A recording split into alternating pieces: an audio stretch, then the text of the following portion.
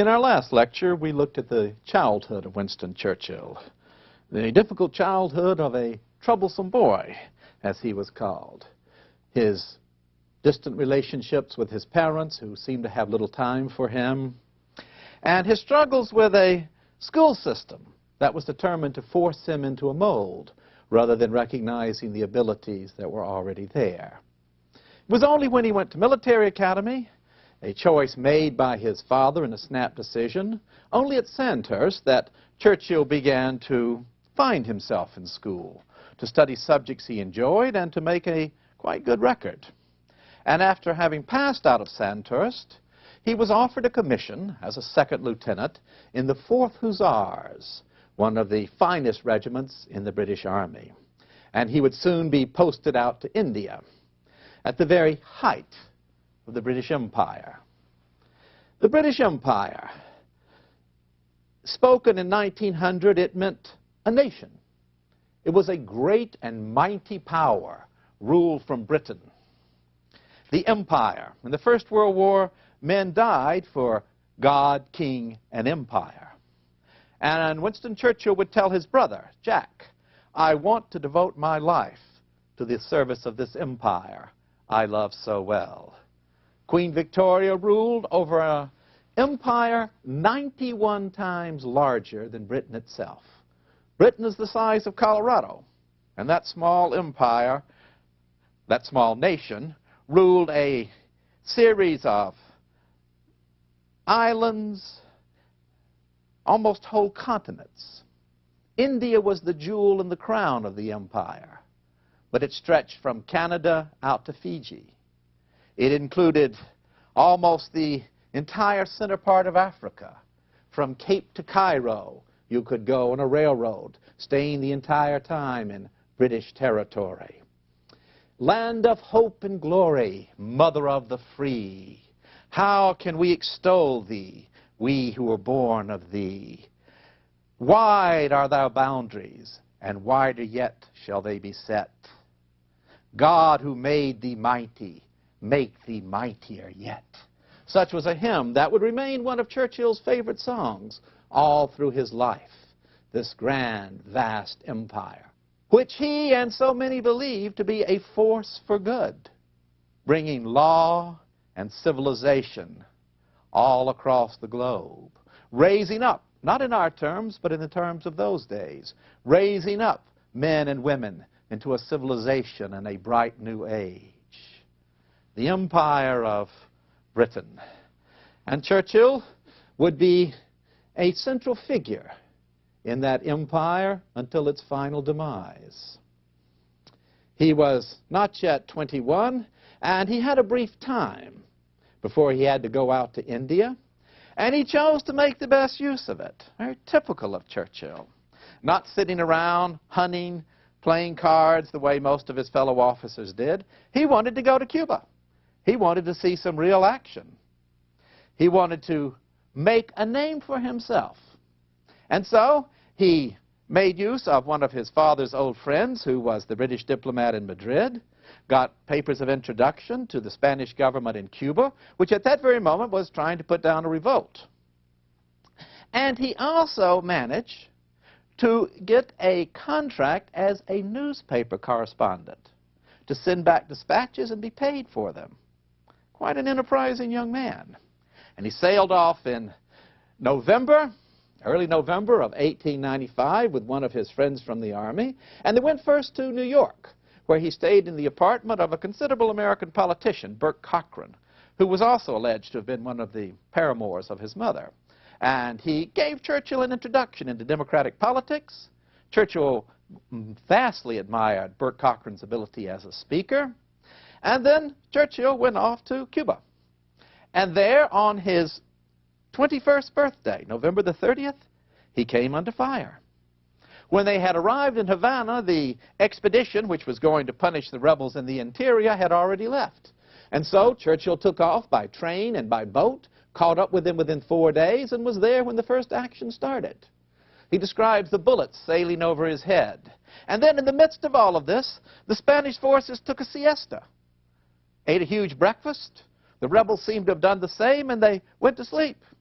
in the middle of the afternoon. And the rebels started firing sooner, woke up sooner and began firing again. And Churchill said, once again, the bullets came crashing through our tent. But I noticed that the man hanging in front of me, in the direction from which the bullets came, was a substantial figure.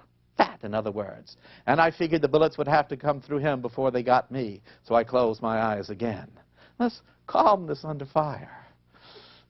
And without ever drawing his pistol, nonetheless, he was there with the troops as they fought and formed some ideas about the conflict.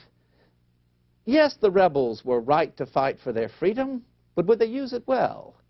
And he saw that the Spaniards looked upon their empire the way the British did. They did not want to give it up. But make it worthy, he said in his dispatches. Make it worthy of an empire. Then he came back to New York and immediately found himself in a controversy. Controversy followed Churchill his entire life. There were always plenty of people who hated him, who told untruths about him, who were eager to slander him. And already this 21-year-old, very unprepossessing soldier in the Army found American papers attacking him. They wanted to know why he had been in Cuba. Support for the rebels was very strong, why he had been in Cuba. And he said, I didn't even draw my revolver. And then the English newspapers took it up and said, why, he ought to be withdrawn from the service for this kind of activity. And there he was in controversy. He defended himself in his first press conference and then sailed back to England and was soon posted out to India. Controversy. Churchill never avoided it. While in England, he gave his first public speech. Ladies of the empire, he said, I stand for freedom. Well, the ladies were ladies of the night, and the empire was the Empire Theater. The Empire Theater was at the center of a number of bars, and these ladies of the night used to parade up and down in front of the bars, making all kinds of propositions. And a group of outraged citizens demanded that a wall be put up so they couldn't walk in front of the bars. And Churchill went, made this speech, encouraged a group to tear down that wall, and then wrote an article to the newspapers and said, the true solution for social problems lies in education and improving the social climate, making people better off. It does not lie in a bunch of prudes censoring the actions of other people, actions which harm no one.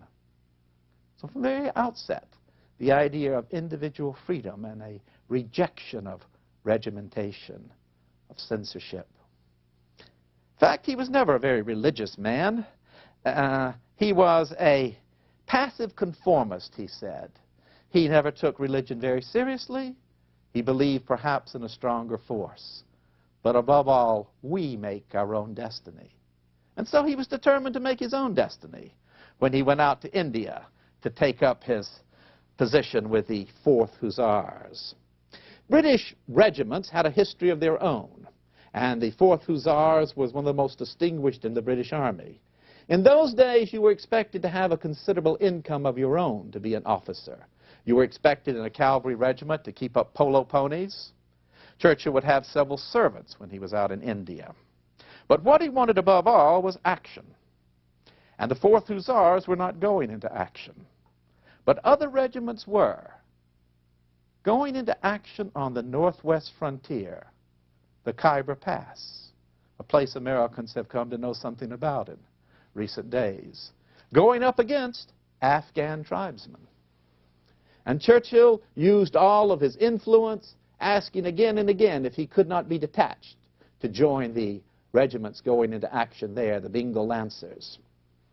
And not only did he get permission, but he also arranged with a paper in London to write newspaper dispatches again. His dispatches coming back from Cuba had been very well received, so he got permission to write more newspaper dispatches, and then, which was highly unusual, got permission to serve as a soldier while also being a war correspondent. So there he was, out at the northwest frontier. Those tribesmen who valued their independence above all else, who lived in their own individual castles made of mud brick, who all carried rifles, and who hated the idea of the British infringing on that freedom. And Britain was equally determined to bring that area of India under ever closer control. The Afghans fought again and again and again and again. The British sent regiments to pacify them. And so the Bengal Lancers found themselves going up the valley called the Malakand River Valley, and Churchill with them. And Churchill was detached to a small group of some 85 men, 8 British officers and the rest Indian troops, who made their way up to a height to reconnoiter, when suddenly, he writes, the whole hillside exploded in white puffs, and the Afghans were upon us. One of my men turned around and faced me. His entire eye shot out. Men began to drop, and the Afghans were upon them, beginning horribly to mutilate them. And Churchill picked up a rifle, and firing into the enemy, dropped 1, then 2, then 3, and then the adjutant came up and said, we better make our way back down, only suddenly to be shot in the knee himself. And Churchill helped carry his body down and helped rescue other men. And then suddenly an Afghan was upon him again, and he pulled out his pistol and shot him dead. So there, seeing his first action as a British officer, he was praised for valor, courage, and his resolute spirit, mentioned in the dispatches. Quite an honor. Specifically being noted that he did not have to be there at all, that he had asked for this service.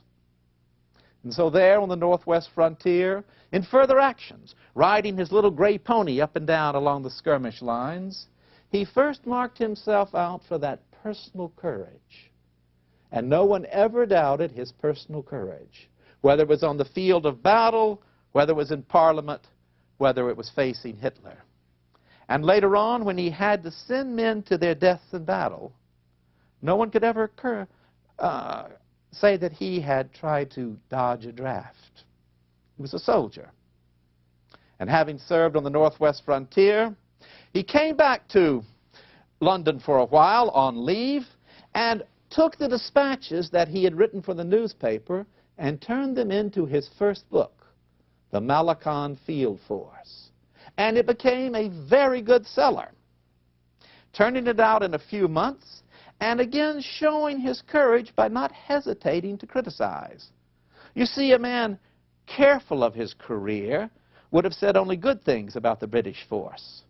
Churchill questioned the leadership.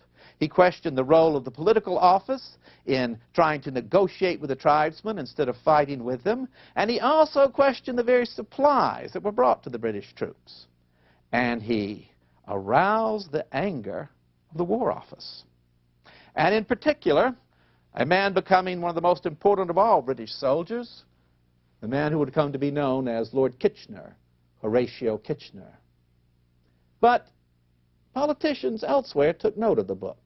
And while he was back in London after the book had come out, he received a note from the private secretary of the Prime Minister, Lord Salisbury, the same man who had been responsible for his father's fall.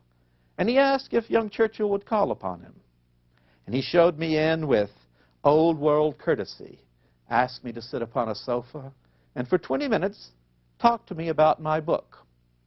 I have learned more from your book about what is going on the northwest frontier than in all the dispatches that come into Parliament.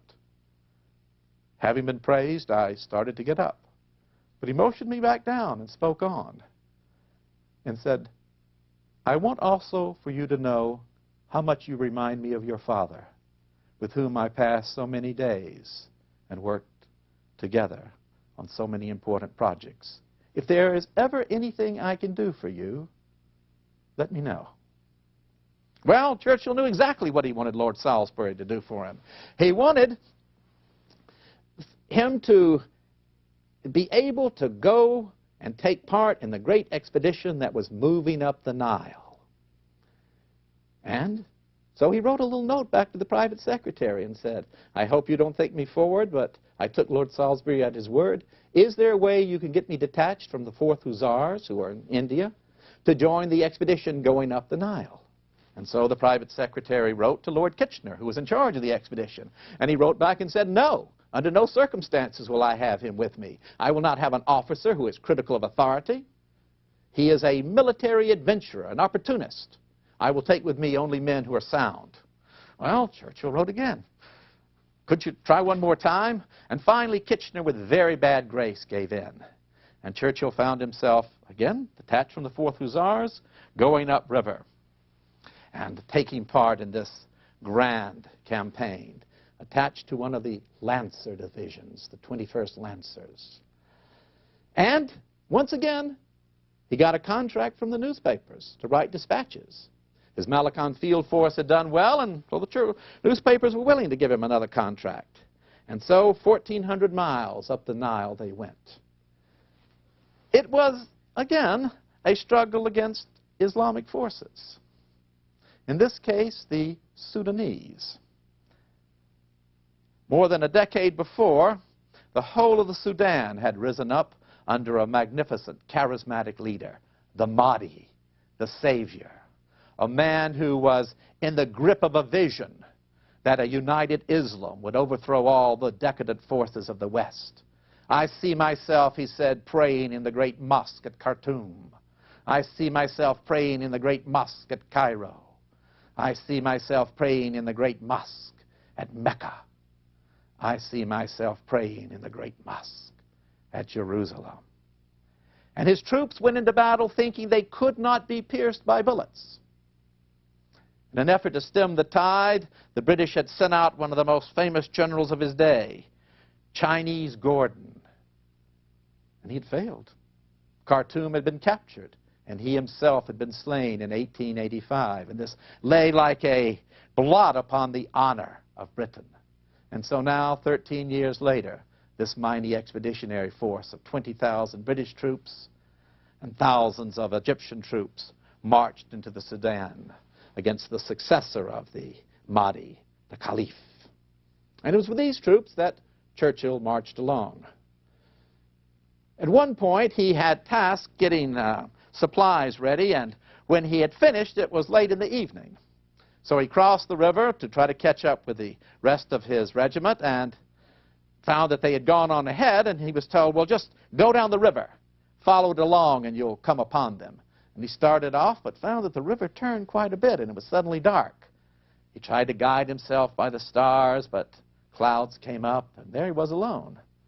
Spent the night uncomfortably, and in the morning found an Arab who, of course, couldn't speak English. Churchill knew no Arabic, and Churchill rubbed his tummy as though he were hungry. Nothing happened. He said, bakshish, tip, money. The Arab went off, got him food, fed his horse, and then showed him where the Lancers were. And so he began to move out with them. And his officers, his commanding officers, sent him on ahead and said, see if you can discern where the army is. Churchill came over a hill and saw them in their array. He said, this is how the Crusades must have been. Many of the Sudanese wore chainmail armor, carrying spears and swords, magnificent figures as the sun glinted off of them. Churchill rode back and was sent on to Kitchener, whom he had never really met, and rode up to Kitchener, Kitchener not knowing really who he was, and simply gave Kitchener the word. The army of the enemy is within sight. Kitchener said, then let them come on. We'll fight them today as well as tomorrow. It doesn't matter. He's a soldier. Now, he described Kitchener to his mother as a brutal kind of man, but a soldier. But it would not be that day, but the next day, September the 2nd, 1898, that the battle would be joined. The Lancers had as their task to turn the flank of the enemy force. And as they marched towards the enemy, thinking that the enemy was armed only with spears, the dervishes, as the British called them, stood up and began to fire. Wheel right, and then gallop and charge. And Churchill led his men into the very center of the enemy force. He had hurt his arm in an accident, and so could not use a saber, and so he pulled out his pistol, a ripper as he called it, and began to fire into the enemy. And it was 2 minutes of total concentration. That was all. But men falling and dying, Churchill shooting at least 5 men until the enemy force broke. And then it was over. First, there was the exhilaration, and indeed the complete victory over the foe. And then the scene of the battle caught Churchill, obsessed him. Men lying there in pain, the flies, the the screaming horses. War, he said, is glorious, but also squalid. Beware of drinking the cup of glory to its dregs, because you will find them bitter. And he criticized Kitchener in his newspaper dispatches. Criticized him for brutality to the enemy, for cruelty to prisoners, and for destroying the tomb of the Mahdi, the religious leader. He made no friend of Kitchener, and they would meet again at a critical moment in Churchill's career. But his book, The River War, was another bestseller. He came back to London on leave and found himself becoming quite a well-known author. There was a Winston Churchill in America, an American author who wrote novels, and he started up a correspondence with Winston Churchill and said, "I like your books. I hope you like mine. I'm sending you some. I shall put down from now on the cover of my novels, Winston Churchill, American, so people will not confuse us." And then there was more action. Churchill, by this time, was resigning his commission in the army, but he wanted to go out to South Africa. He wanted to go out to where the Boer War had begun. The South African War, in some ways the first war of the 20th century, that looked forward in a way to the bloody struggles on the Western Front in 1914. It was a war of liberation, fought by the sturdy Dutch farmers of South Africa against British rule. It was a threat to the empire. It was a war of extremes, a war that was both chivalrous and cruel, and Churchill wanted to be part of it. So he went out as a newspaper correspondent again, without an army commission, landed in South Africa, and wanted to get as quickly as possible to the front. So he took a boat, took a train, and still found that he could not get to the front itself. The town of Ladysmith was surrounded by Boers, it was under a siege, and he was stuck there in a British camp. But he met an old friend from Indian days, and Captain Haldane agreed to take Churchill along with him in an armored car, going out to probe the lines of the Boers. And so Churchill, with a number of troops, got on board this armored car. It was November the 15th, 1899. He was still not 25 years of age. And they went along and came up over a ridge when suddenly they saw a mass of the Boer army, these Dutch farmers who in many ways were like the Confederates in our own Civil War, fighting with bravery, fighting with determination against a far better equipped army. But the Boers had artillery as well. They were getting help from Germany, they were getting help through Holland, and they had heavy artillery. And suddenly they opened up upon the armored car with this heavy artillery, blasting down upon it. And the armored car then started going back in full speed reverse, when suddenly there was this enormous clanging roar. And the car went off the tracks. The Boers had put heavy boulders across the track and knocked it off. Churchill volunteered to go up and see if he could get the car back upon the tracks. And so he raced up to the engineer, and the engineer was shouting, "I'm getting out of here. They don't pay me to get shot at. They pay me to drive trains." And Churchill said, "Buck up. Nobody's ever shot twice in the same battle. You're wounded a little bit now. You'll be okay. And besides, I'm going to get you a medal for this." And so he got the engineer to work with him, and they worked back and forth for more than 70 minutes trying to get some of the cars back upon the track, Churchill being under fire the entire time. In his effort to get the train on the track, he ripped off his pistol, ripped off his field glasses so he could have more maneuverability, and suddenly they got the cars going. And Churchill rushed back, loaded wounded men on the cars, still under fire, and a portion of them went off. But there were still men under fire, other British troops. And Churchill came back and was trying to get them loaded when suddenly the Boers broke down upon them. And the whole group began to disperse, and Churchill was moving down towards a ravine to try to avoid capture when one of the Boers leveled his rifle at him and said, "Stop, halt." Churchill reached down for his pistol, but of course it wasn't there. He'd tossed it away. And so Napoleon said, when you are completely overwhelmed, surrender is a reasonable option. Churchill surrendered, was marched to prison in Pretoria. put into a school that had been turned into a prison. And it was, he said, the most miserable experience of my time. His comments just ring with the humiliation and anger he felt at captivity. He also was assiduous in his attempts to get out. He kept writing to the Boer authorities saying, I am a war correspondent. I am not a soldier. You can't keep me as a prisoner of war. The Boer authorities wrote back and said, then why do the newspapers celebrate you as this hero under fire at the armored car? No, sir, you are a soldier and you're going to stay there. He would write again, they would write back. He was determined to get out of that prison. And the friend who had invited him along, Captain Halding, was also there with him, and they developed a bold plan to get out.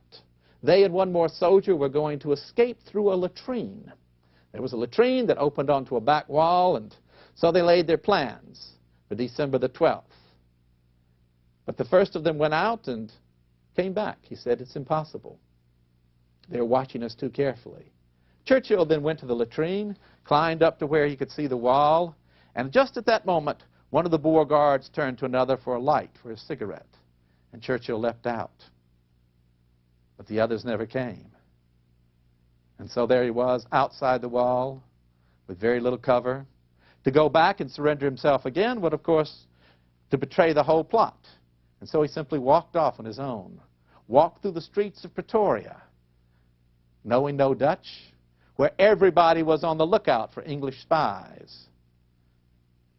Put his hands in his pockets, whistled, finally got to a railroad yard and took a train out. But as he rode along the train, he realized he didn't know which way he was going. What he wanted to do was to go to the east, to Portuguese East Africa, but he didn't know where he was, so he jumped off, spent a day hungry, with his only companion, he said, a vulture, who took a tremendous interest in his activities. And then, as night came, he saw a light. He thought it might be an African village, and he knew that they hated the Boers, but he went and saw it was a regular house in the midst of a mining area. He knocked on the door. The voice cried out, "Where's da?" And Churchill said in English, I am a Dutchman. I have fallen off the train and hurt myself. I need help. The door opened. The man let him in, locked the door, and said, in English this time, "Tell me more." "I think I'd better tell you the truth. I am Winston Churchill. I am a war correspondent." And the man, John Howard, put out his hand and said, "Thank God you have come here. This is the only place where you would have been safe for 20 miles. And he hid Churchill and then got him on a train, arranged for help as Churchill went along on the train. Churchill sunk down in bales of wool, being stopped each station along the way. But the friend who had gone along with him bribed each of the railroad guards not to check his bales too carefully. And so Churchill finally looked out and saw in Portuguese a station sign and knew he had made it to Portuguese East Africa. And he fired off the pistol he had 2 times in joy and made his way to the capital of Portuguese East Africa. When he got out, he walked immediately to the British consulate.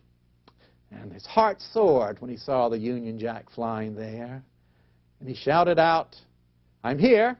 A servant came and said, "Yes, you're here, so?" He said, "Well, I want to see the consul." "I'm sorry, he's busy." Churchill stepped back and shouted out even more loudly, "I'm Winston Bloody Churchill." And the consul came down and said, "Do you know that you are famous?" For the story had been picked up by the newspapers of his flight from prison. At a time when the British arms were suffering defeat, it was a one positive story. And so from Cape Town to London, Winston Churchill was a hero. This time he came back to London and ran for Parliament and was elected. He wrote 2 books based on his experience in South Africa. They, too, were bestsellers. And at the age of 26, this boy who was so troublesome, this boy who was such a failure in school, this wastrel, as his father called him, was a war hero, a best-selling author, a member of Parliament, and by his own writings and lectures had made himself, in today's currency, a millionaire. Now, I think that's quite an achievement in those years which Churchill called the best that life has to offer. But life was just beginning for him, and to his early years in Parliament we'll turn in our next lecture.